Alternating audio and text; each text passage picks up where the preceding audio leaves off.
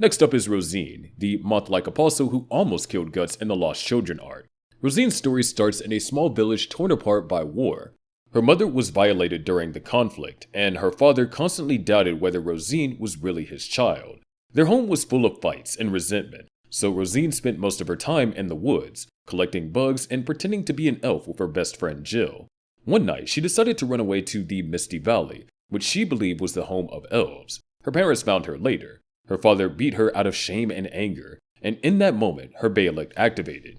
To free herself from them, she sacrificed both of her parents and was reborn as an apostle. Her new form resembled a beautiful, yet terrifying giant Luna moth, and she began calling herself the Queen of Elves. She took over the Misty Valley, kidnapping children from nearby villages and transforming them into elves, grotesque insectoid pseudo-apostles who preyed on humans. Guts eventually finds her after his encounter with Jill, who brought him to her village that is being terrorized by the predatory elves. There, Guts manages to trap several of Rosine's creations into a barn and burn them alive. Rosine arrives, meets Jill, and eventually had to retreat along with her remaining elves. When Jill accompanies Guts to find Rosine in the Misty Valley, Rosine tries to convince her friend to join her, but Guts intervenes, injuring one of her wings. Still, Rosine's bond with Jill is stronger than her desire to take down Guts, so she retreats after seizing her friend. In the Misty Valley, Guts fights through her insect army, burning the cocoons where she breeds her elves. Rosine's attacks rely on speed and poison, but Guts uses fire and tight spaces to cut off her advantages.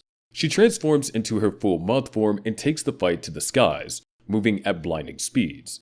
Their duel turns brutal. She impales Guts through the arm and carries him high into the air, preparing to tear him apart mid-flight.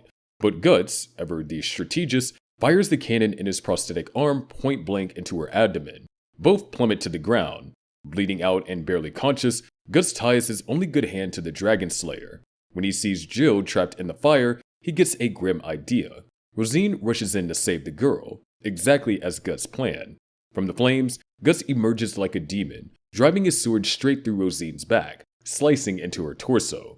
Furious, Rosine takes to the skies with Guts clinging to her back. She tries to shake him off with her whip-like antenna, sending him flying through the night.